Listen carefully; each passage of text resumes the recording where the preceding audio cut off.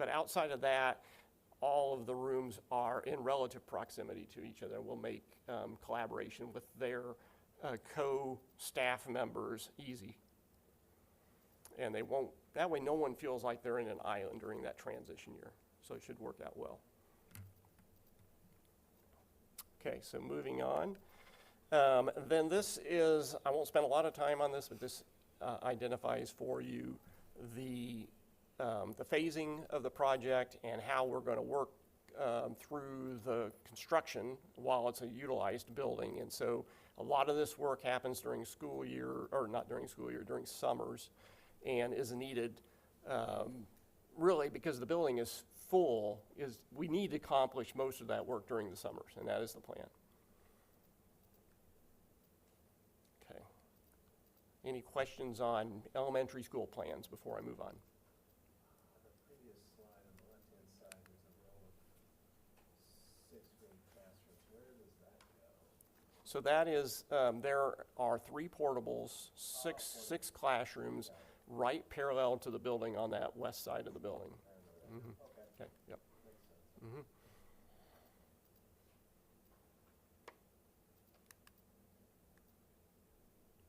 Okay, so moving on. This is just a kind of a, take the roof away and take a look down. This is the work that's currently ongoing, the Library Media Center there on the right, and it shows the Cat Mosaic Suite. So just a cutaway to kind of give you a little better orientation on 3-dimensionally what those spaces look like and not in the flat plan. So, and then moving to the next page then is this is a artist rendition of the completed media center. And some of the imagery that transforming that space, changing it to kind of an age-appropriate space for the K through 5 students that will be in the building. Can I give my opinion real quick? Sure. I feel like when I look at that, all I see is Ivy Tech. And I know Ivy it's like Tech. a tree. It is, yep. You're saying that, I see it too. All I see is Ivy Tech. So if we could, like, I don't know, not make it look like Ivy Tech. Okay, yep. Because it's elementary, I wouldn't mind it if it was like middle school or high school because it's like age appropriate, but I don't know how you adjust. I know it's trying to be modern, but. I'll take, well, Change it, I just see Ivy Tech. I understand the comment. We'll work with our team to see what we can do to adjust the, I think it's the little left-handed piece there, that the branches of the, yep. Okay, thank you.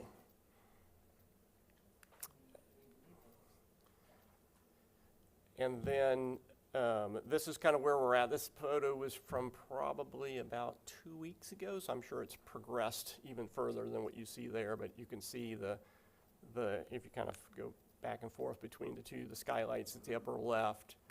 And that one of the things we did with those clear story windows, currently, if you're in that space in the common area in the building, you can't see those windows because the bulkhead is square, or prior to actually, this is completed now, but prior to this, you couldn't see those windows when you were in the space. So we've created display so you can actually see and get that natural light down to the ground. So it really opens up that space a lot.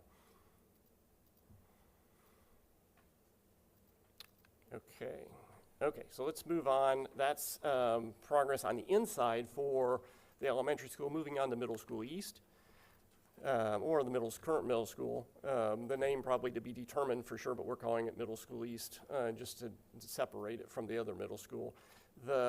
This is the arrangement of the building, so shows how the grades will be aligned in the building and used.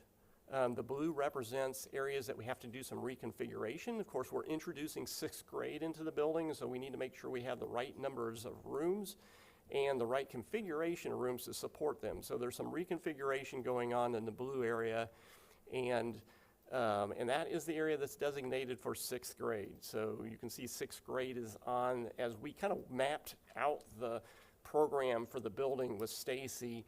It was, we really studied a lot what portion of the building would work best for 6th grade.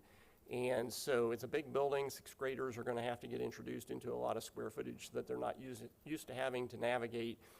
Everyone felt like that put them more centrally located to the programs that they would be most often visiting when they leave their core academic areas. And then seventh grade, of course, would be on the opposite. Seventh and eighth grade would primarily be on the opposite side of the building. Okay. And then in terms of the scope of the work, outside of the sixth grade area, most of the work is finishes related. So what we're doing is taking care of aged finishes or infrastructure. There's some infrastructure work as well going on in the building.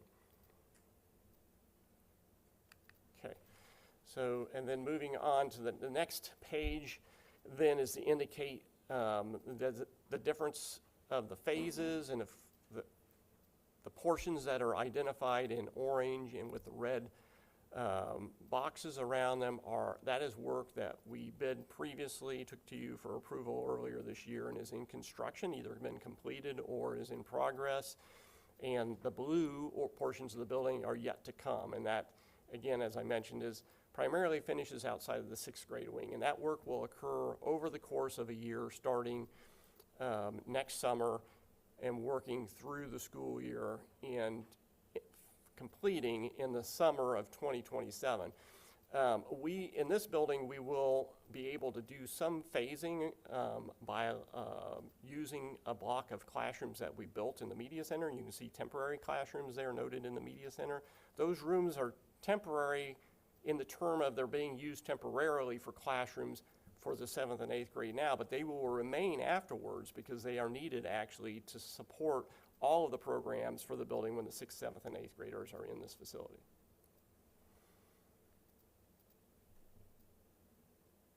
Okay, moving on to work that we've completed. This is just a couple of snapshots here of rooms that we built within the media center. So you can see there are some, what we did is we inserted and worked with the existing bulkhead structure and parameters of the library in order to fit an additional set of five classrooms, I think it is, into a portion of the library. And those are so they're outfitted just like a normal classroom would be. Then additional work then, restroom improvements that we've been working on. Those are phased, so we've completed some of those over the course of the summer and some of them are ongoing currently.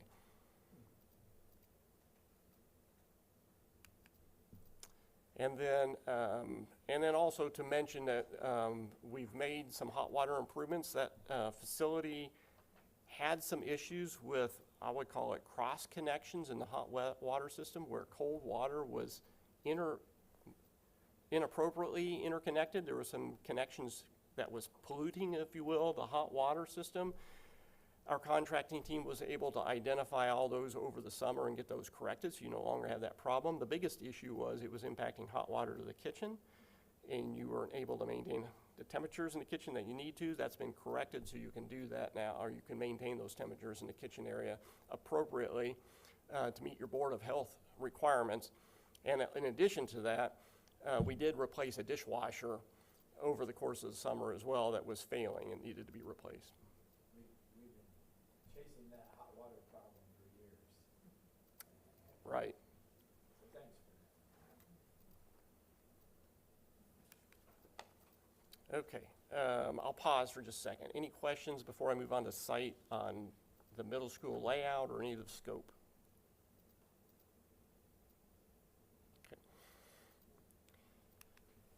Continuing on to the site. First, I'll start out with just kind of just for reference purposes. This is the current site. That image probably doesn't show the tennis courts that are completed now, or the work that has happened at Shamrock Station. But that is your arrangement in connection between the two buildings, just for orientation purposes. Where are we going with the site? So the next one gives you an overview of everything that we are planning. I'll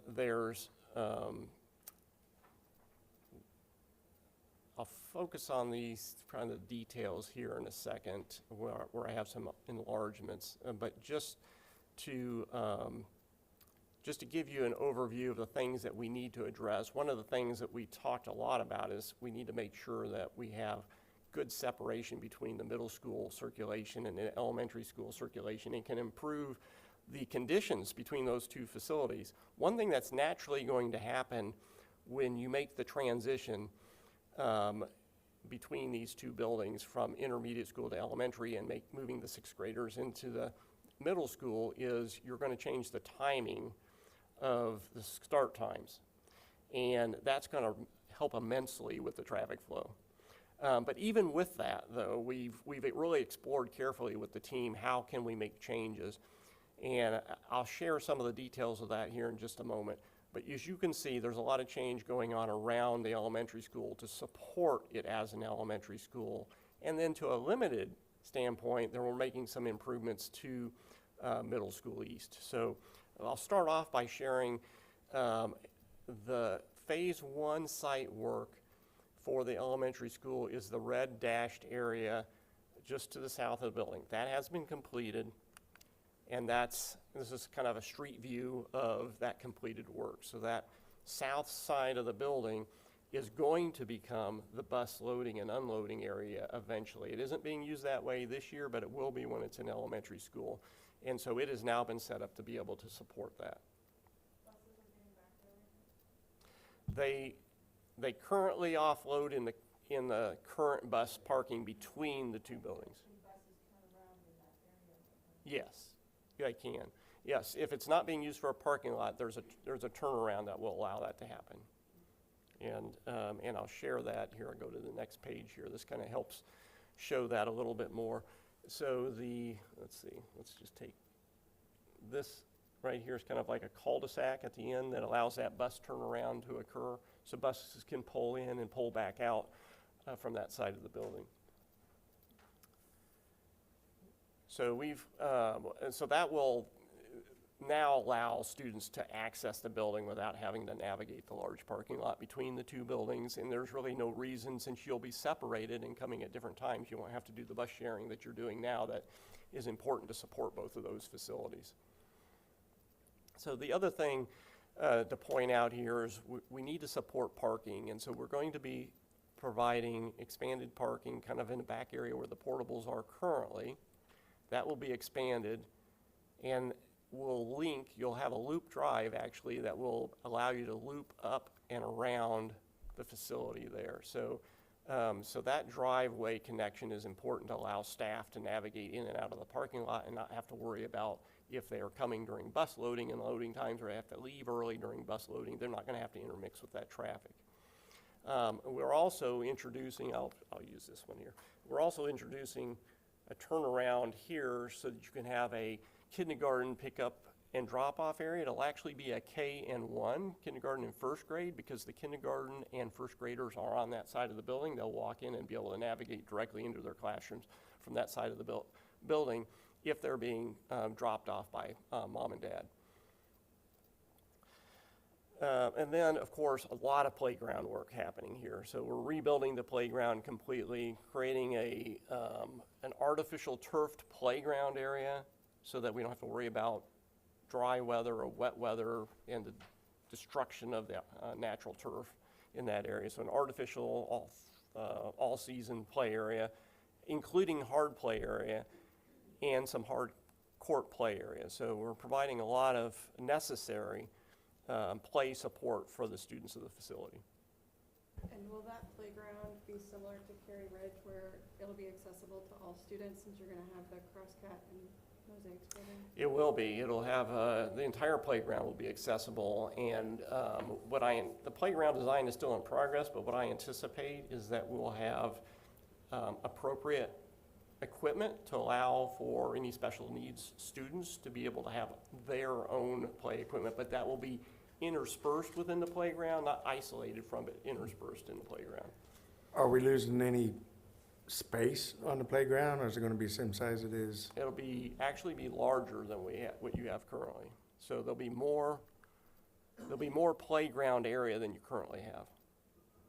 We're going to be taking, if I go back a couple of slides.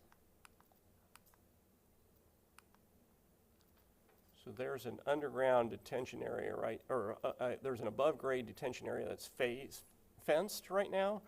We're going to be moving that below grade, so it's going to be underground stormwater storage so that we can gain the space we need for the students. Very good. I would just encourage some bus drivers to go over and evaluate the turnaround. And then I would also encourage a current elementary school principal, maybe a teacher team, look over playground areas. They, we have moved, Mary Beth, Rob, and Annette in together. And Jerry has just reached out, both for furniture and playground we just connected with what Schmidt's doing as well at our new ones, so that there is similarity there. Now, I do think we need to look at, the space. Jerry actually laid it out last week, we asked, and that space is almost as big as the parking zone for the middle school and intermediate buses right now, when you take a square and put it out there, so it's a large space now. But we'll continue to look at that to make sure we're, I don't know if we've had a bus on that side. Call was involved in conversations there, but we can drive a bus over there and see what. Do other schools have, like, I know I'm like beating a dead horse, but a girl in Ava's class broke her arm on the swing in the kindergarten playground. So I just have some questions. So are the other elementaries currently doing kindergarten recess with older kiddos? Because I'm not sure how you're going to segregate kindergartners on said size playground versus the really cool slide that the fourth graders are intended to be on. I know my kid will be on the fourth grade slide when she's in kindergarten. So those are the reasons why I'm asking all the silly questions. Yeah, so I think currently, Ryan knows the elementary schedule better than I do, but we don't have multi-grade levels out on the playground. Our resource, now, a teacher might take them out there at a different time, but we've scheduled those recesses so one grade level's out there at a time, Like correct? Maple Glen has its own kindergarten playground Right. versus, so that's that reference. Yeah, and so what I would say is this is kind of a kindergarten playground with everyone else's playground connected, since it's as close to the kindergarten wing. That's what we said there. But the kindergarten students will be on the playground without the other grade levels during the day. So now they might, I don't know, there might be some bigger equipment that they're not suited for. Yeah. I think that's just a nightmare for those poor kindergarten, first grade teachers. I also think, like right now, I think how Maple Glen does it, could be different everywhere else, but 2 classrooms go out at a time in just the kindergarten playground. 2 classes. And they do it in like 20-minute segments, and they go out 2 different times during the day. So I don't know how, that's above my pay grade. You guys will figure it out. Just give me some insight. Yeah, and I haven't been out. I was at Washington Woods for kindergarten playground, and they had all the kindergarten classrooms out there at one time on the playground, so I think it's kind of unique. Because the teachers go out and supervise with some instructional assistants, they just kind of figure it out, I think.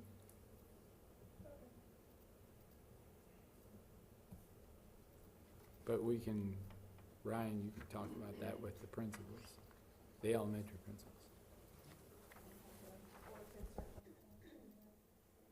Yeah, for sure, we can do more than just zoning. We can do some physical separations if that's determined to be a critical element for you. Just let us know. We haven't completed any of that design yet, so we've got plenty of time to work that out. Until it's actually in place, it's all paper architecture, so so we can certainly accommodate whatever your needs are. Yeah, and so I don't know if you know, but just sidebar, last legislative session, our own Marcy Dorado went down and spoke on behalf of early learning centers and preschools. So playgrounds like ours don't have to be segregated anymore, because preschools and our tots had to have separate spaces. So if you look at private daycares and you see those fenced-in spaces, that's by regulation to keep the kids separate. But on ours, they passed legislation to allow our kids to intermingle on our playground here at our early learning center. We still have one segregated space for our young kids that's fenced in, but then the rest of the playground's open so that, and that's recent legislation that allows that to happen for preschools that Marcy advocated for and got changed. So sidebar. Good work, Marcy. Okay, so Yeah, it is. one other thing I want to point out in this diagram, and I'm going to go backwards a couple of slides again, just so I can point this out to you. So currently, you have this kind of one odd intersection that happens right here, where it's kind of this long, stretched out intersection, where when you approach that, especially if you're new, I know when I was new into the campus and I came to that intersection, I know the first time I made a left turn, I'm like, oh, I'm kind of not driving in the drive lane. I'm over here where the buses are supposed to be parked. So I understand. So we did a lot of discussion with the administrative team about what should we do to that? How can we improve it? And what we have landed on is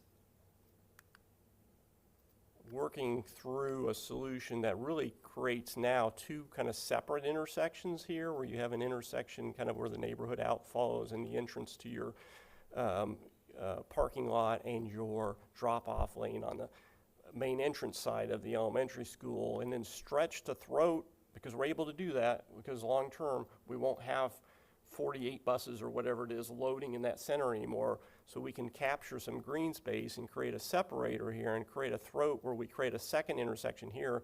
And so now your drive naturally comes to a stop here. Then you can make your left turn, and if you're going through the campus, you're going to travel, or if coming the other way, you're going to make a right turn there. But it's a natural intersection point now, rather than this kind of long, stretched out intersection that might be confusing.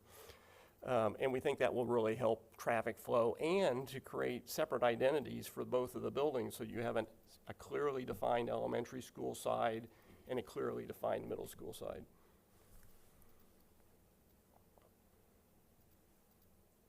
Okay. And you still sneak around the back of the buses when you're at the middle school building, it looks like. So if you turn left, you're not gonna be in the parking lot of the bus. That's correct. That's correct. You can stay in the drive lane and be out of the bus parking lot. Yeah, it really should clean up the circulation quite a bit in that area.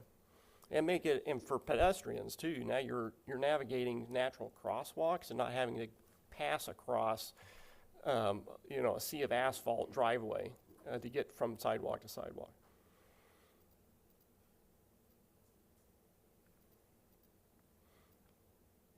Okay, so then I'll move on to the next image, which is the north part of the site. Then for the middle school, the site impacts are a little less.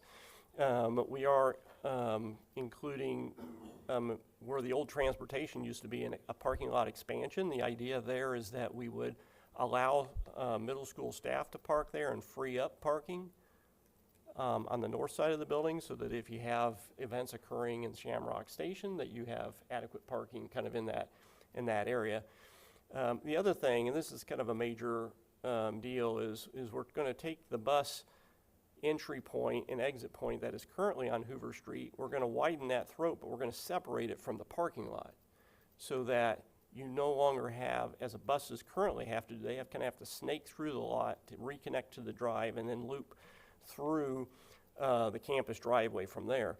And at the same time, we're going to push that drive farthest to the west on the site, so that we get some green space and a clearly designated kind of what I would call through driveway away from the school building itself.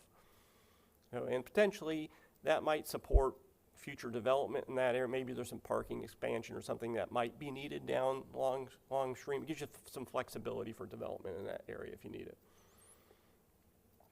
We are still working. It says band lot restriping and parking. We're still working with the band and administrative team to figure out where should that best be. One of the most recent conversations we had was perhaps we can make a practice lot work better here where we don't conflict with some of the other things that are needed? For instance, events that might be going on at Shamrock Station. Ultimately, long-term, the band practice will move to the high school campus, but that's still a ways away yet. So we need to make sure it works well in the short term on this campus. So next time we're in front of you, we'll have a solution for that, and we'll be able to share with you what we landed on.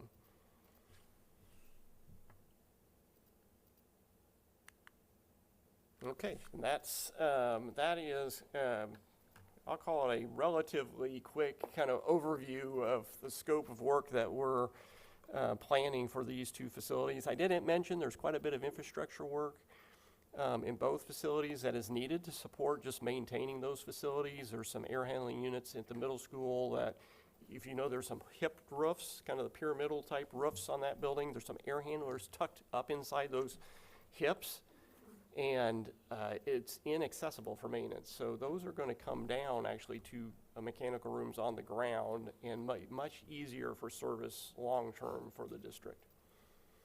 That's just one piece of the infrastructure that we're working on as a part of these projects.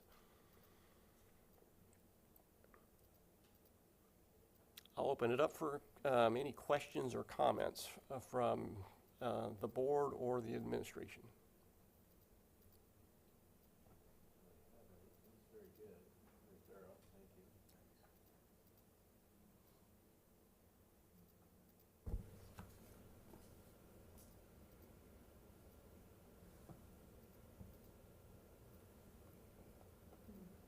The, you can see if you go back one slide, Jerry,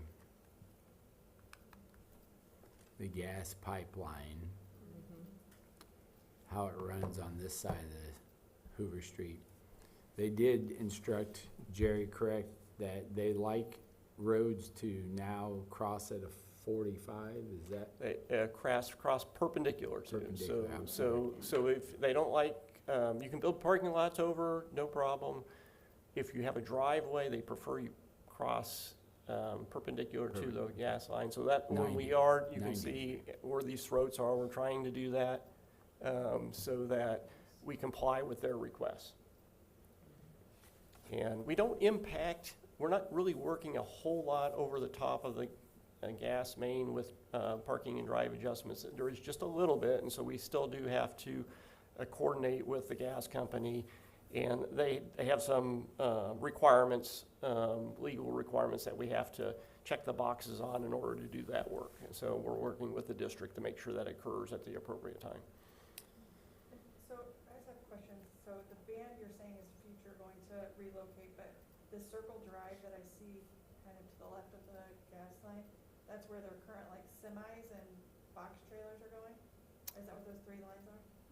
Trailer staging in process? Perhaps that was one thought, or just this is kind of a work in progress, and there could be just a pad there to park those, or it could be a little bit of a loop drive so you can navigate in and out of them a little easier, because you do have 2 semis and 3 long trailers and a cab. So, so navigating is important.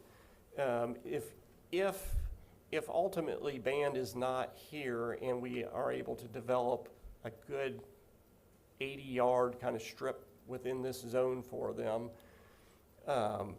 then the parking will occur on that side, down in that area. So we're not prepared really to show you a solution down there yet, but if I were to guess, we're leaning towards a solution on that side of the building if we can make it work properly. I thought we were talking about. South side or the north side? South side. South side, right I here. thought we were talking about putting band on the north side of Hoover Street where the current Practice field. practice field is, where we could put pavement. Right, but that Yes. won't be finished by the time we need this.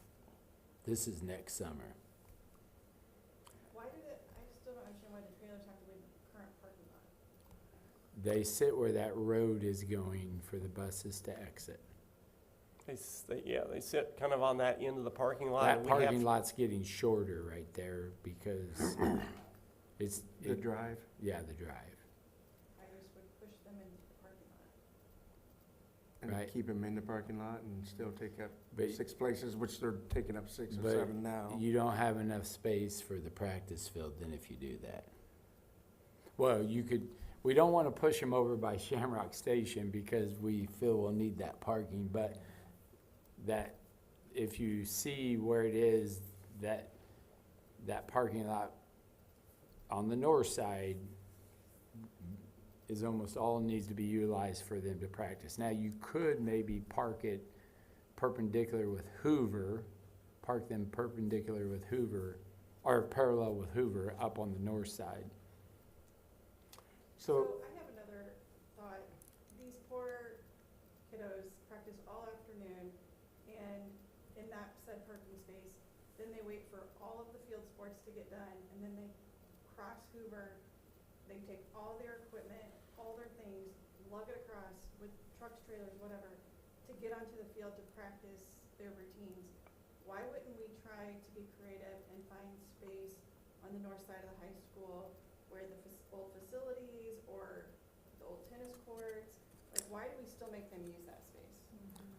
Well, they want to use that space, and there's, the tower's there, so the tower is really important to them for the practice. Jerry's talked to them more than I have, and Brian Kelly has looked at the tennis courts as a spot. I think maybe it could fit there as a temporary, but there's just no, like, we need that for parking.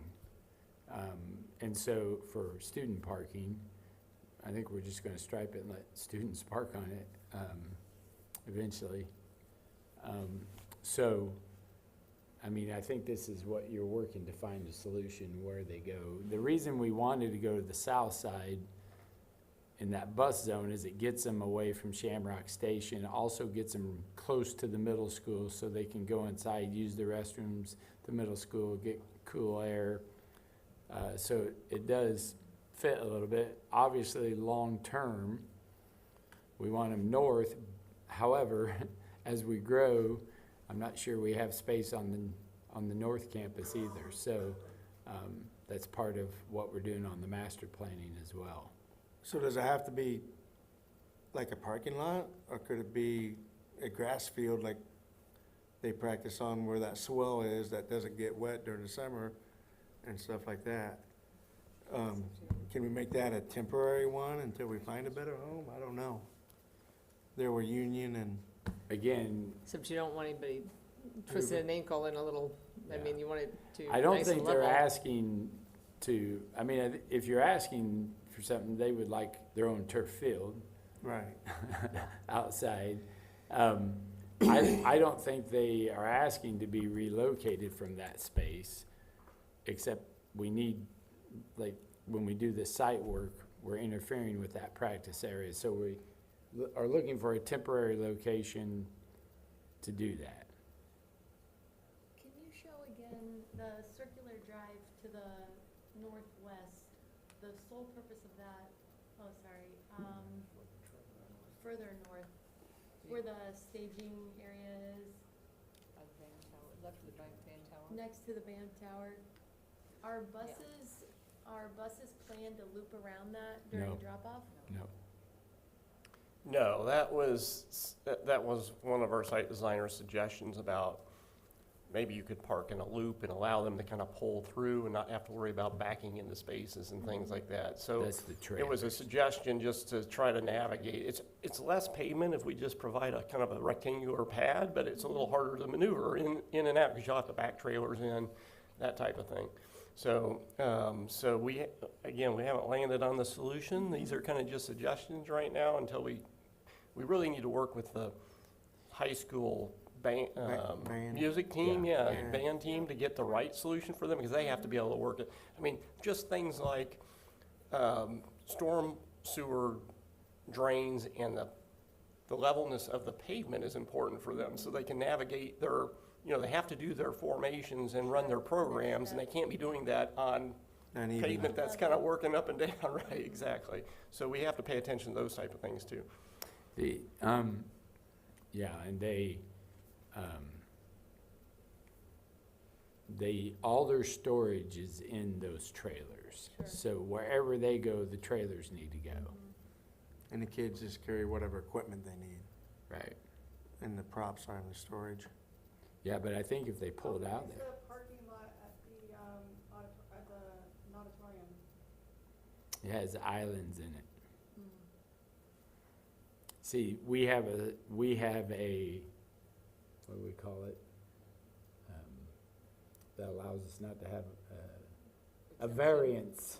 Yeah. That we don't have to, if we do anything to, so anywhere we put them, we would have to get a variance, so we don't have to meet the city's requirements for islands and trees. So that's one of the things we talked about as we go north of Hoover, the city has to allow us to do on that, if we create a parking lot for them, is to Apply get, for the variance. yeah, apply for a variance, because, we won't meet the requirements for the islands.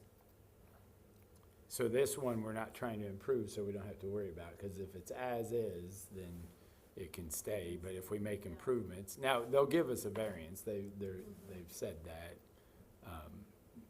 so, I'm just curious, I mean, if it's somewhat of a temporary solution anyway, and just from a perspective of if all their stuff's in the trailers, I do know it seems like they still haul quite a lot of things across Hoover to get to that parking lot, and having them go then another similar distance to get to that parking lot south of the middle school. yeah.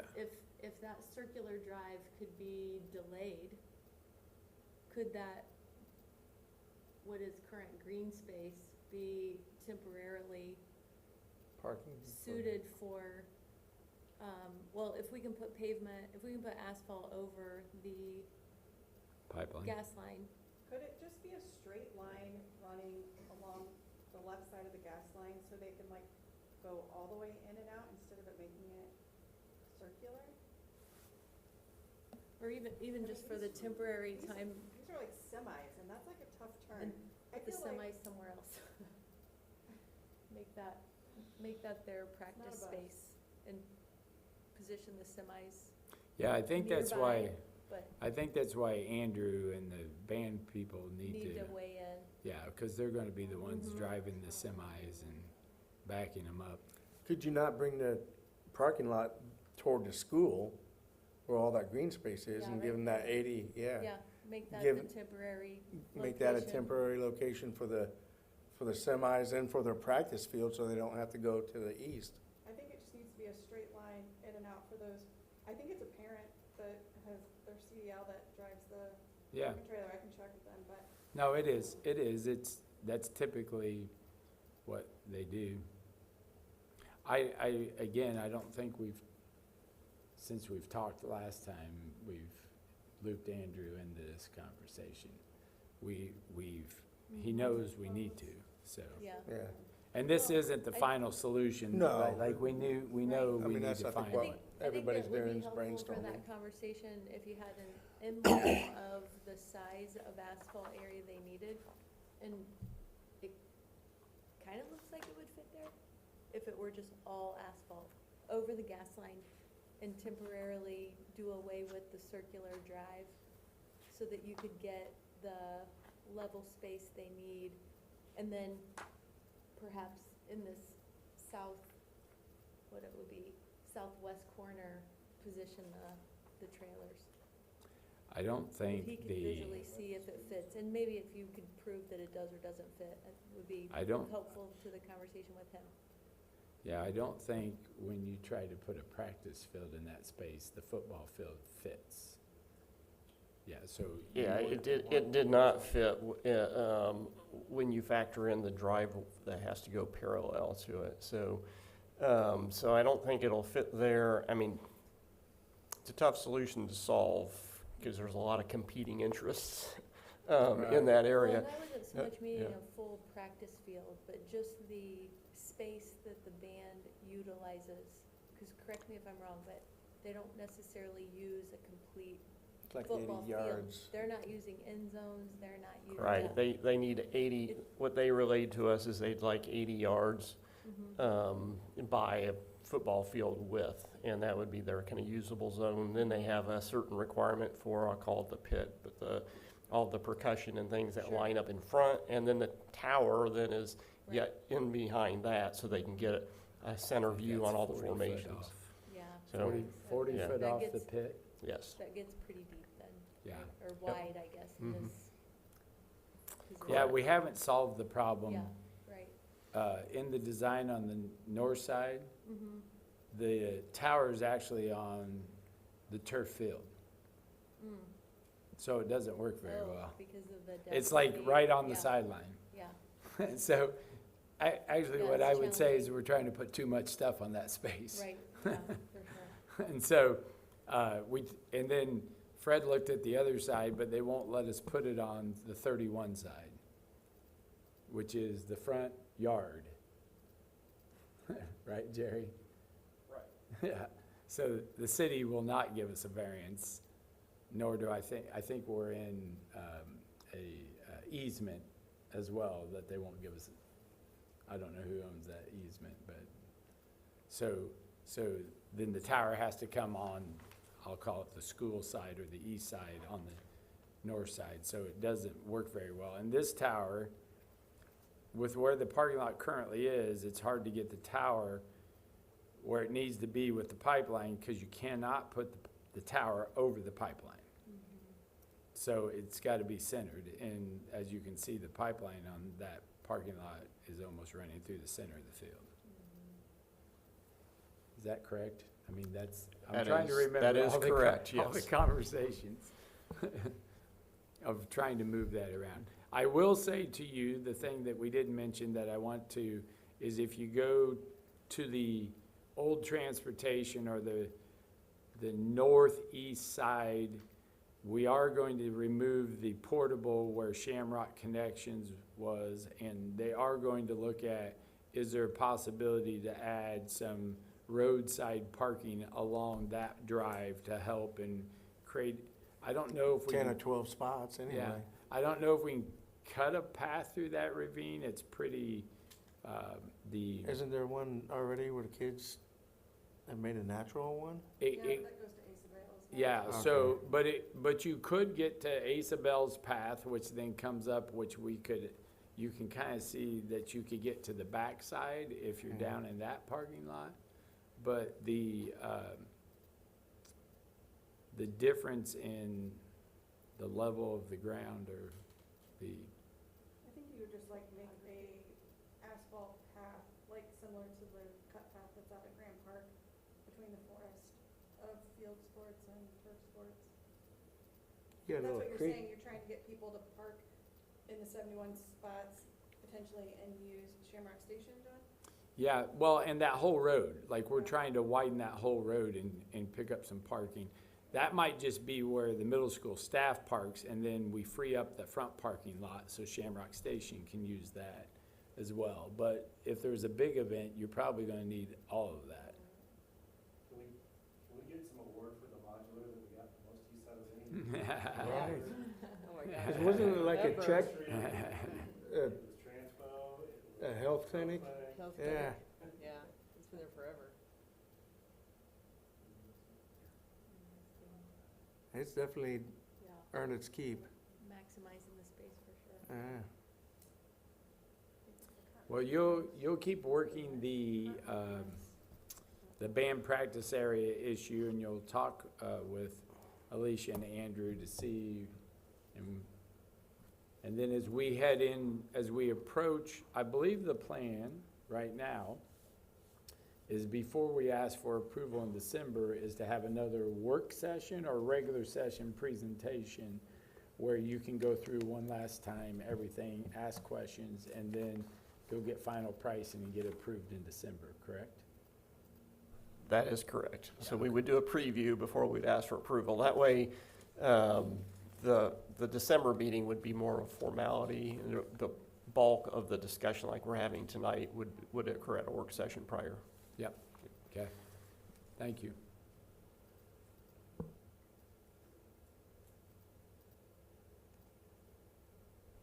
Well, thank you for your input tonight. We appreciate the comments and the conversation, and we'll look forward to taking information back to you in the not-too-distant future. Yes, thank you very much. It was Thank you.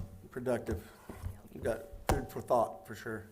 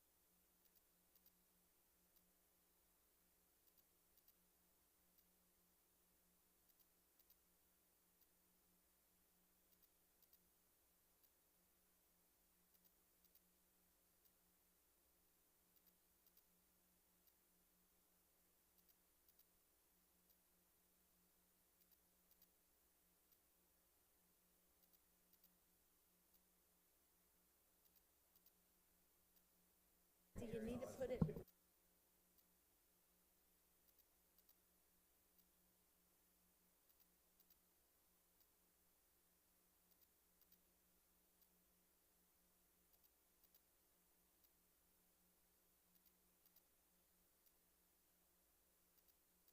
Figure that out.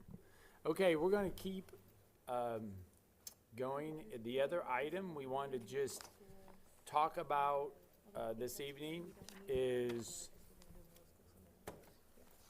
our rebalancing work and the plan, to move that forward, that we have. And so, so in your packet that I'm sharing, we've created some objectives that we're going to try to do with this process, and we've invited the community. Really, we're not only, we want to create a feeling that we're doing this with our community and not to our community. And so we're going to involve the parents, we want to involve parents and community members. We want to share, through this process, our current enrollments, demographics, capacities, future growth projections, so that they understand kind of where we are, where we're headed. And then we're going to discuss considerations for rebalancing. That separate sheet is a more detailed definition of, we've worked to, we've talked to both Jerry, our demographer, and Power School has a predictive enrollment, and they also have a person who works with us that can draw any boundary anywhere. And so these are just kind of the highlights of the considerations that you take into effect. You can't really, and I'll talk a little bit more here, you can't really say one is, that this is 1, 2, 3, 4, but you could say, hey, we're trying to get, if this is a priority and we have 80% of our, homes meet this criteria with this plan, that gets us closer to saying, hey, this may be a good plan for us to consider.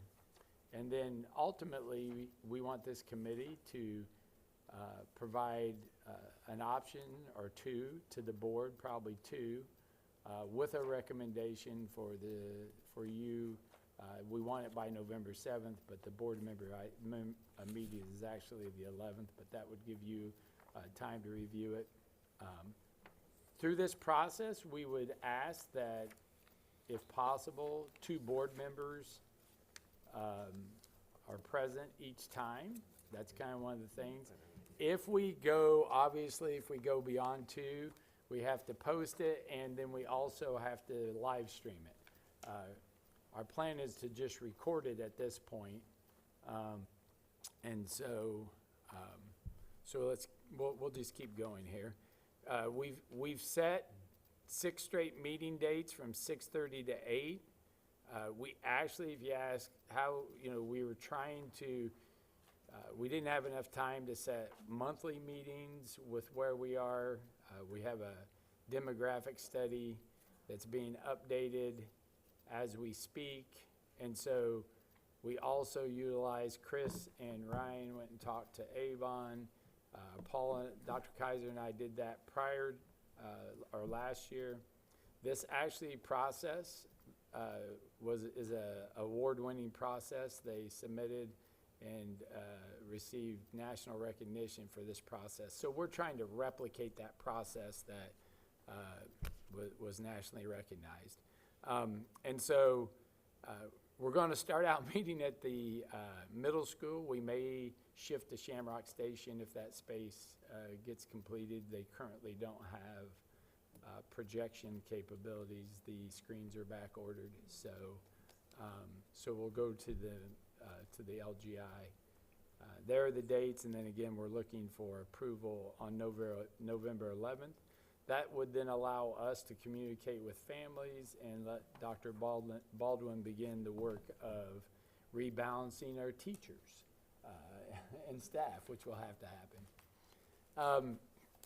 So this is a draft. We're going to in these 90-minute sessions, we're going to really try to study. We call this collective inquiry. This is kind of a process that we would use when we do adoptions, but we study together, then we allow and break out groups, small groups to ask questions, provide feedback, and share the ins and outs. And then each time we'll have an exit ticket, so we get kind of a feeling of what questions there are and what considerations are, radiating, if you will, to the top or to the priorities. Here's our existing map. And so the funny thing about this map is, well, the good thing about this map, it stood the test of time for the most part. I think we made some adjustments. I think it was officially adopted around 2009 or when Monon Trail opened up. There were some adjustments when Oak Trace got really large. And that's probably when Monon Trail, which was small at that time, came down and crossed 32 is what I'm told. We made some adjustments a few years ago to give Shamrock Springs some relief. And then the most recent adjustment, if you see that little blue sliver up behind Monon Trail, that is Harvest Trails, which is going to Oak Trace this year. Last year, they didn't have any, the homes didn't get built until recently, so any student that moved into that neighborhood is going to Oak Trace straight down Grand Park Boulevard. Is that what it is? And then, so we do have, as you can see, a unique map that has kind of grown with us. So as we rebalance, one of the things, is that we'll probably, and Jerry has said this, and so is our power school, that you really need to say, hey, this is an opportunity to try to get it right. So with future growth, you have as few as moves as possible. But we'll talk about that. That's not something we're going to solve today. We're just kind of talking about where we are. This next one is our current enrollment as of yesterday. We are up 333 students from this time last year. As you can see, based on this information, Oak Trace and Cary Ridge are actually getting a little smaller because their families are aging in place. Actually, Washington Woods is down a little bit. They, the last couple of years, have hovered around 700, but they're still well up. They're our second largest next to Monon Trail. And then Shamrock Springs, again, if we go back and just, this won't surprise you, right? Why is that not moving? If you look at the map, Monon has the largest amount of space. Shamrock Springs, Washington Woods has, so those are our three largest. They have the three distances. And as you can see where our elementary schools currently lie and where we're going to build new ones, you might make a statement that, let me see, actually, I'm going to use the exact word I have here. Geographic proximity is important, but there is no way to promise everyone they're going to go to the school that's closest to their house because there's no way to map them that way and balance them. But if it's a priority, we can look at where we are today and what each model we look at, how close they have. So, but that's what the committee would talk about. So the other thing I want to note as of today, if you look at the bottom, you can see our kindergarten and our first grade classes are trending down or have trended down compared to our others. They're both under 800. Now, this is not official. The official count day is not till October 1, but we're at the point now where we've cleaned up Power School. We've accounted for students who've moved out of our district, and we've been able to, either we didn't know we got records request, and so then we've located them. But as you can see, in current students, which will roll up, we have just over 4,800 students in K through 5, which means if you divide that by 8 schools, you have 604 students per school, or about 100 students per grade level. I would say also, if we notice that just what it's going to be like at Westfield Elementary School next year, we probably want to be really cautious that we don't overfill that school next year. We don't have much space, and it might even be better if we had a couple 4 sections. It would give them a couple extra rooms. Now, you might say, well, there's not a lot of area where that's located to grow. That's true, but as we get growth, it might come into a future position. Or if we have a school like we do now, like Monon Trail, we could also use that school for overflow if we grow too quickly in the future, if we have some space there. Those are just things to consider, not saying we've made the decision to do that. I don't know why. There we go. Let me see if that's right. Yeah, so then this is, we broke it out kind of by school so you could see it a little clearer than that last. And then 5th and 6th grade, so you can kind of see the intermediate school is 1,651 students currently. So it's a different way to look at it. And then finally, I think this is, let me make sure this is, I don't know, there we go. This is the 3 kind of areas of diversity that that Power School says is good to look at is your socioeconomic status, which is in our district, we use free and reduced lunch as an indicator for that. So that's our current.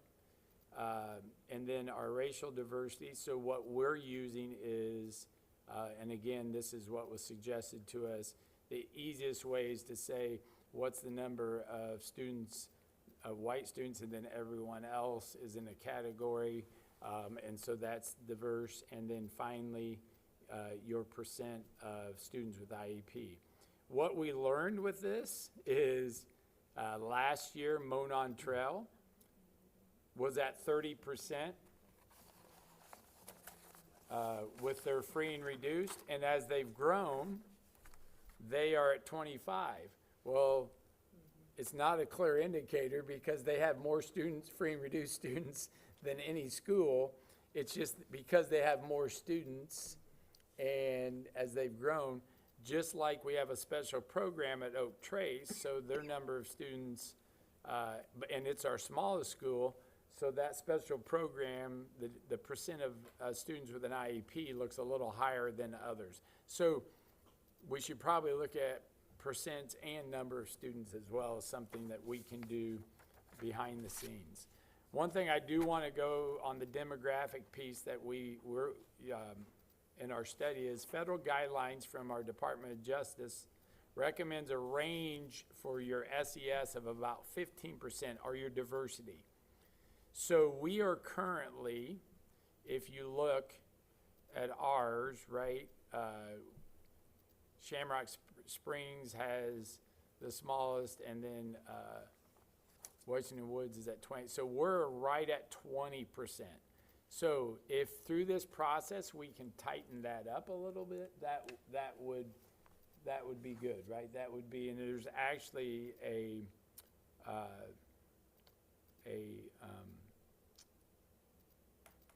the Supreme Court decision that basically says, you know, in this process you can't intentionally segregate different groups of students, and you should do everything within the process to try to balance diversity throughout your district without intentionally carving out a neighborhood and so forth. So that's what we're going to try to do through this process and talk about that in our district.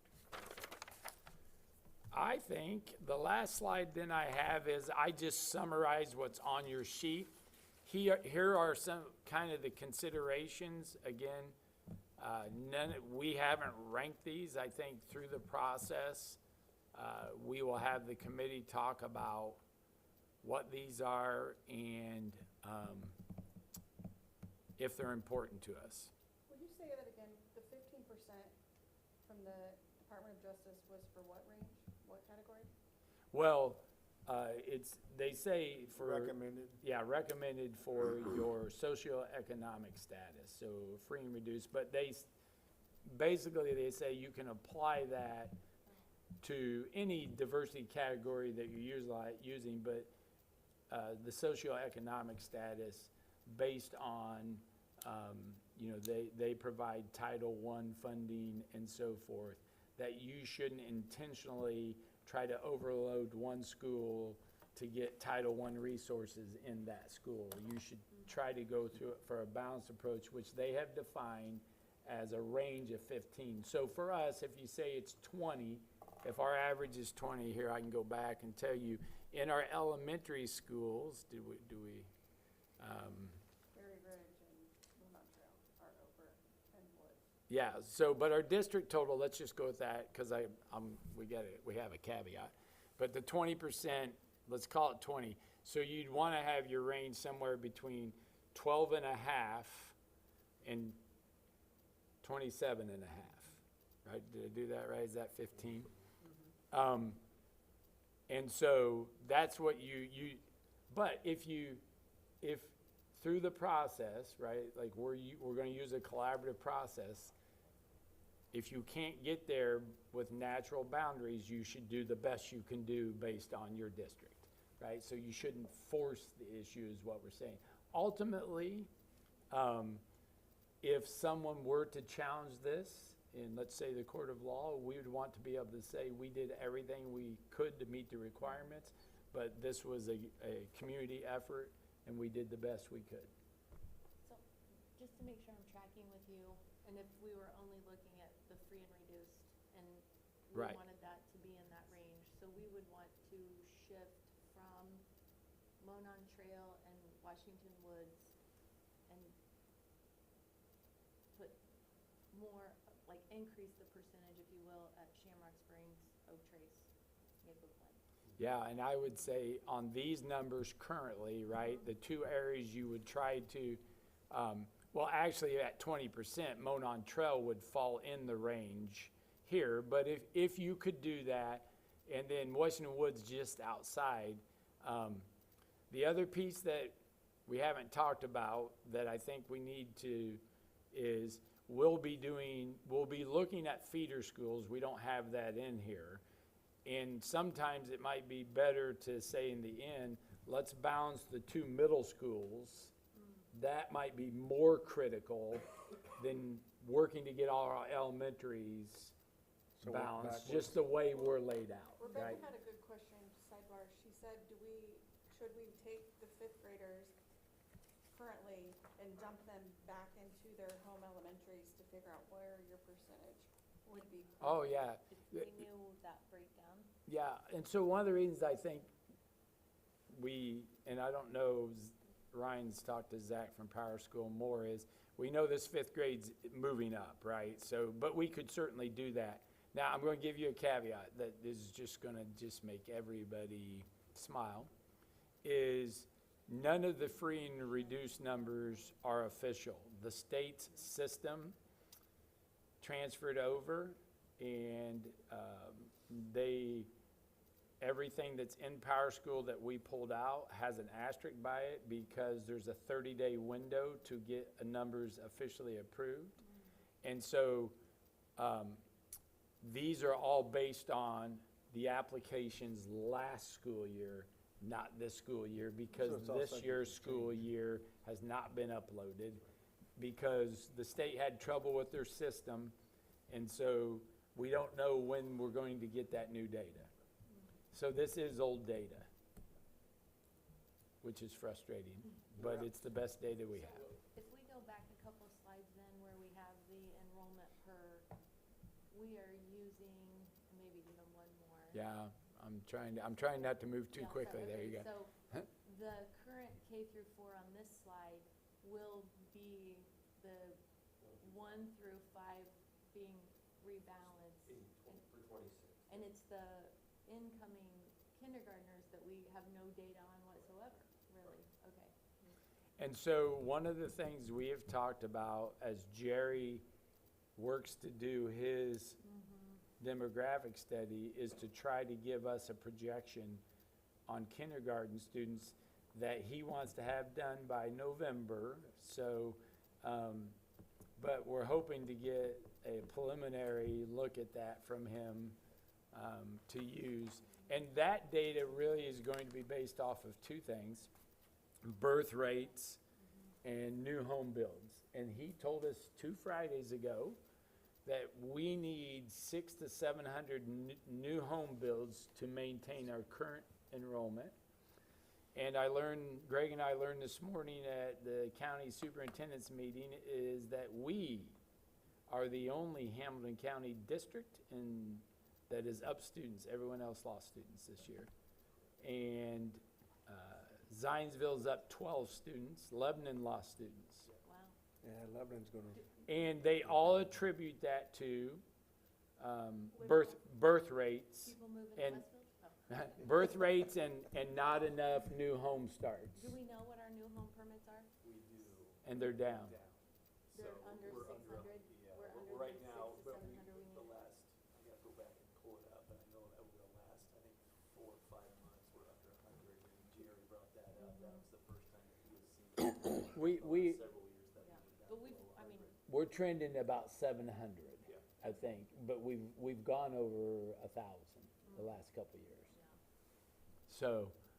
So again, we were expecting maybe Which is, 400 or more new students this year, and so even though we're happy with 333, that is a little bit, and hey, it's okay, Yeah. right? Because we're pretty crowded in some places. no,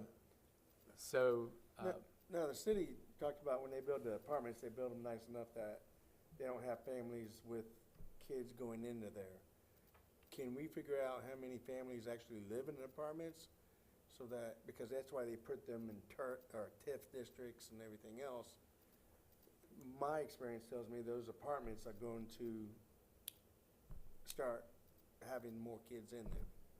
well, I- we have Start special with. I census would- data to tell us that too. I would say Jerry says that's false. That's what he said. That's what he said. And he said, because They're you're, young families. they're, in our community, they're so expensive. And, That's the way they started out though in Indianapolis too. And But are then you after- talking about the, like, downtown No, apartments? I'm talking 86th Street and Ditch No, I mean, Road. in ours. I mean, in Westfield. Oh, I'm just talking about anywhere in Westfield, because even the ones that are just down the road yeah, and stuff like that, they're going to start. he'll be able to index, he does what he calls heat maps every student in our district, so he knows exactly where they live and what kind of dwelling, whether it's a single-family home or Apartments or an whatever. apartments, or I suppose in some of our better than 55, you could have a student or two if, Addresses. well, no, because I think they allow kiddos. If they don't, I thought if I had a kiddo, I could bring him with me. If he was, Not in ours. well, in some, Maybe they, Kimballwick, but. yeah. Could they use your address though, if they want to No, circumvent? but again, it would be 1 or 2, just like, the last data I looked at on, district similar to ours there was, I think it was less than 0.25 students per apartment unit. Yeah, I think that's what he told us. Yeah, so 100 units would generate 25 kids. Okay. Roughly 22 to 25 kids. And so it's not, why he says, there's 2 reasons we should be supportive of apartments in our community. Number 1 is young families who haven't yet had kids move to our district. They like our community, and then they start a family and they go purchase a house, and then that child eventually comes to our school. 2, they're capped at 2%. And so there's a better revenue source. If it's outside For- of TIF. Yeah, outside- if it's outside TIF, right. Right. And we don't know if it is, but if it's not outside of TIF, Greg will eventually work for some pass-through money to help offset operational costs such as transportation that has to drive through that and pick up kids within that TIF district. So, anyway, So if it's in TIF district, we can still get money for going in there to pick up kids? I mean, they come with the buildings, but we want to offset our operation costs. Right. Yes, by that pass-through, so it helps pay for transportation, which is out of office funds, so that's, Okay. it's an ask. so, so the idea then would be each meeting, there would be, 20 to 30 minute, what we called shared learning, where we share some content, let folks ask questions, and then 45 minutes, we will break out into groups of approximately 6 adults with 1 administrator. We'll have our principals there. Our principals will not enter into the conversation, but basically we'll have some questions, we'll have all those folks respond. We will then share out that response at the end of the night, so everyone hears what your group talked about. We'll capture that also into data to share on our website, and then the exit ticket will also allow us to either get feedback on of these areas or maybe others that may arise, what people think should be a priority, and then also if there are questions, and then we hope to, or we will create a FAQ that's on the website as well throughout this process. One of the things that, in the fiscal responsibility, we will roll in the transportation services, and that obviously these things are connected, right? Because the closer schools are, the better they're laid out as neighborhood schools, the more efficient bus routes can be, which means they're shorter bus routes times. And the hope is you can have fewer bus drivers. Like through this process, again, I believe Dr. Kaiser told us that when Avon did this, they eliminated the need for 7 bus drivers because they went to full 3-tier routing. And so they had each tier about 66 buses needed, and prior to that, they needed 73 buses at one time to get it. So they were able to say, okay, through this process, we had more efficient routes, so we need less drivers. So, not saying that might be something that rises as a top priority, so then you're trying to set your boundaries on that. We put in creating safe walking zones. Currently, we have no walking zones, but we do allow in some areas kids to walk to some of our schools.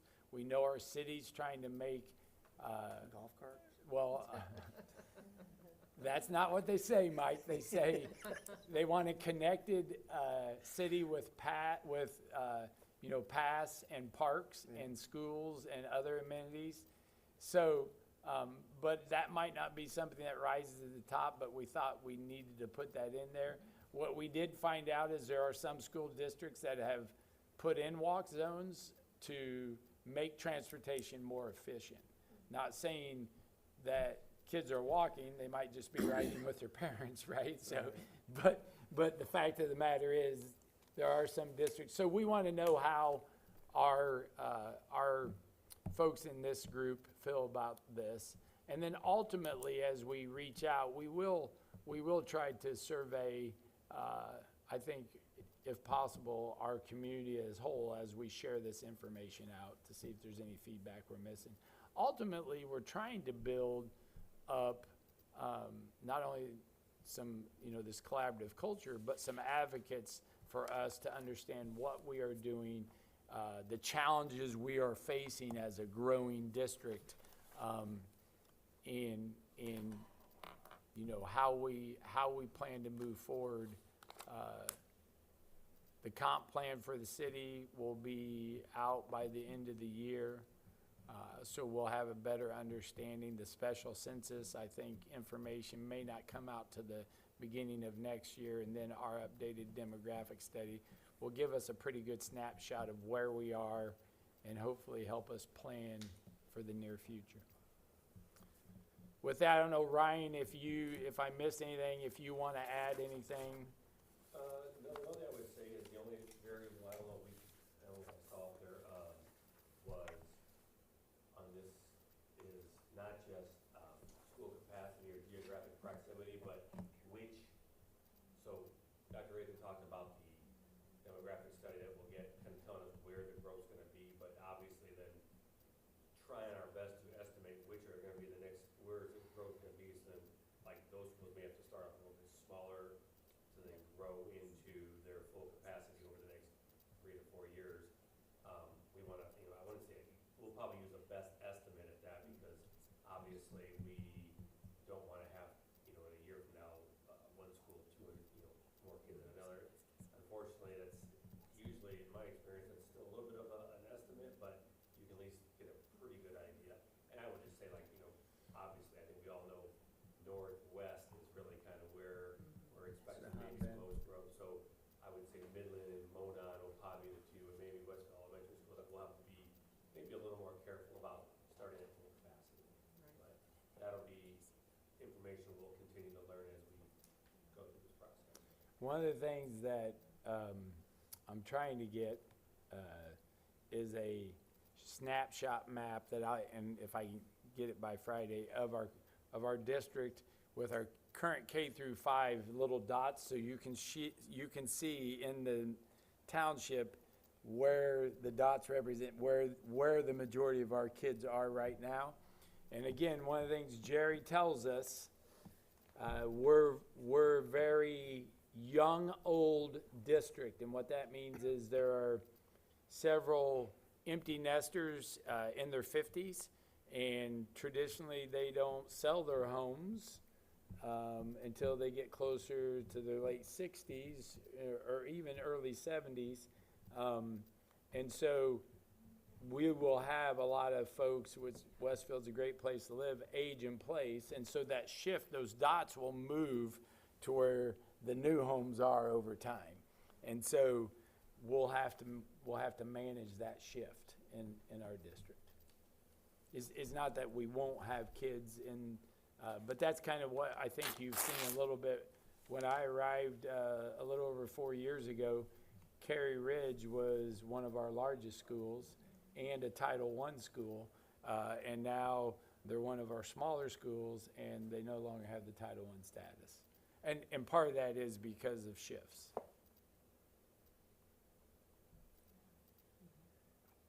Any questions? Any other comments? Do you want us, you mentioned us coming to the meetings, do you want our availability, do you want to send us Stacy, Yeah, I if already it- checked my calendar, but Yeah. do you want us to do it tonight or some other time? I think if you can send, what I think we would like is to, again, identify, so I know, I don't know Amber's availability. One of the things I would suggest is Amber, as, a parent with a kindergarten student, if she could attend as many as possible, and then maybe everybody else rotate through. I can only to October 8th, every Wednesday there's a soccer game. Okay. I So, can attend most, We but can fix that though. yeah, so why don't I have Stacy Pratt reach out to you, and then we can try to figure that out. One of the things, I think what we heard again in the past is that having you attend and get some context for what happens when the recommendation comes to you, that is a better way for you to ask questions and engage with that recommendation than if it just comes to you cold. So that's why we're trying to suggest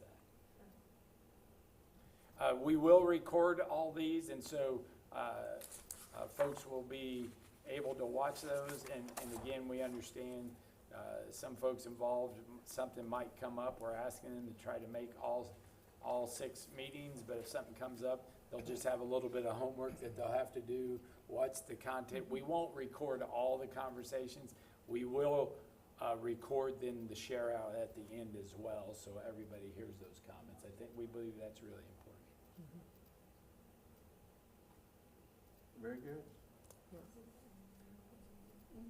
So And- what's Southeastern doing? Are they doing something different with their redistricting? Yeah, so I talked to Pat today, Dr. Mapes, and so they have to shift, so they're down a couple hundred students, and they have over 100 transfer students as well, because they, for the first time, accepted out of district, but they've still grown.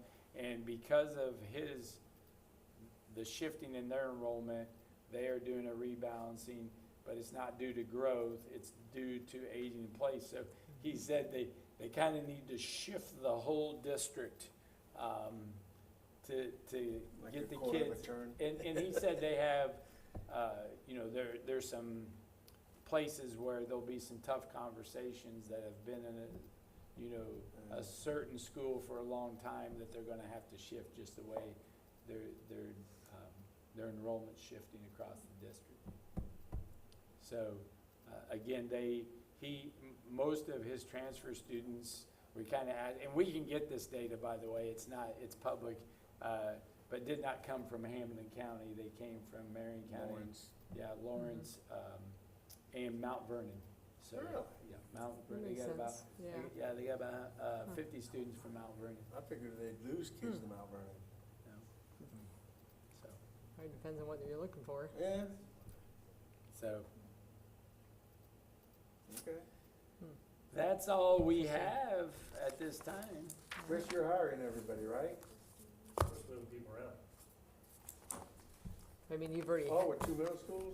Yeah. Yeah, we'll obviously hire, but the biggest thing will be, and we're not increasing, we'll just base it on the current students we have, so it'll be more movement than it will be hiring. Hiring new. Yeah. Okay. We do, I mean, there'll just, be obviously the 2 elementaries, you need related arts, you need admin staff, you need office staff, so there's those can't be moved because you need those for buildings, so those are the areas we'll have to Phil? fill.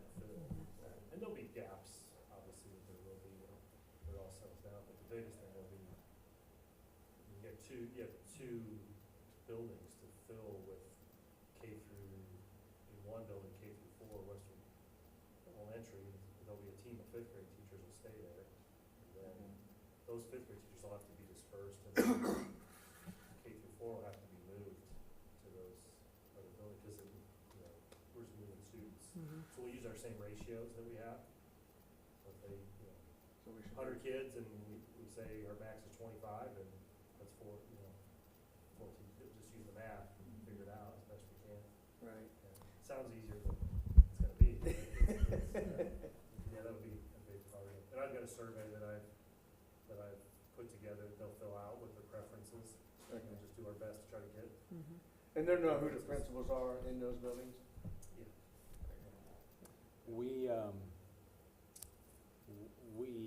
this year, we have 32 6th grade teachers, and we've kind of made the shift to middle school.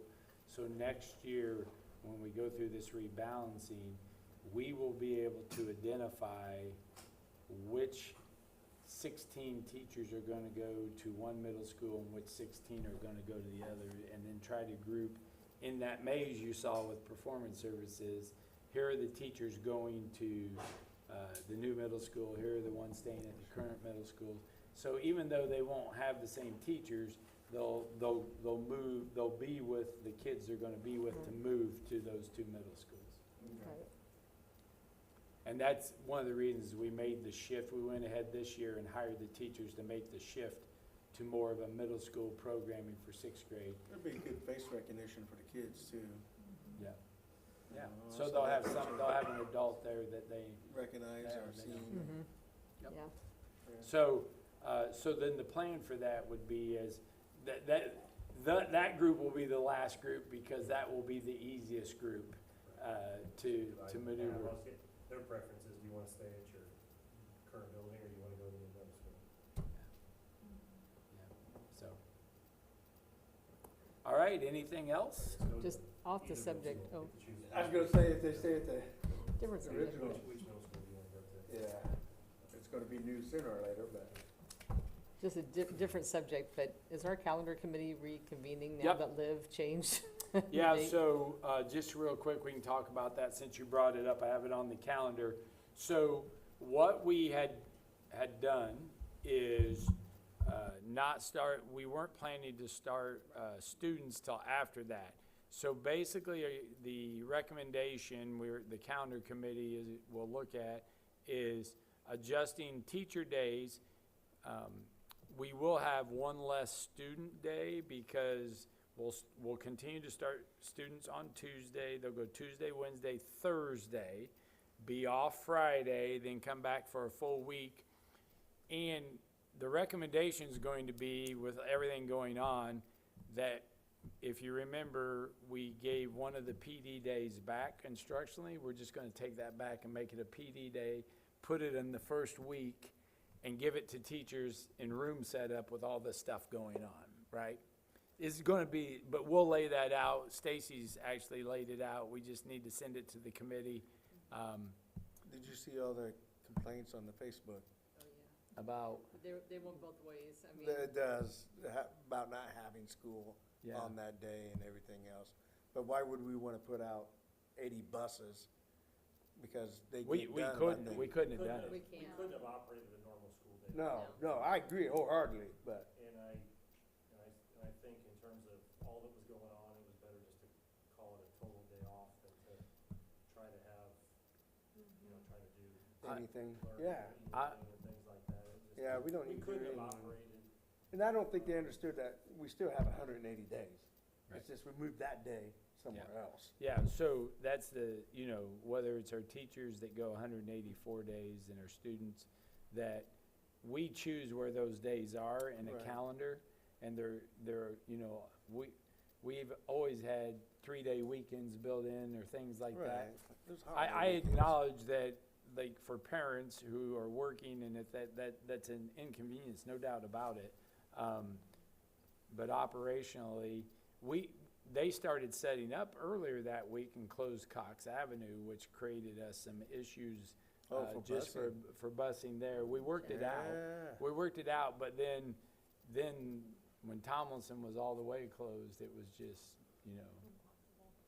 it wouldn't work. So when is the first student day changed to? It would remain where it is, which is Tuesday, The 18th? 18th, yes. And then you're saying we wouldn't go to school on a Friday? Yeah. Bill, are you gonna be at the game Friday or Thursday? Okay, I think so. all right, I'm not gonna be there. It's Vicky's birthday, and, good for you. yeah, I like being married. So do we want to adjourn the meeting? I was like, why does Chris? Do I have a Chris is the- motion to adjourn the meeting? I don't know, do we need a motion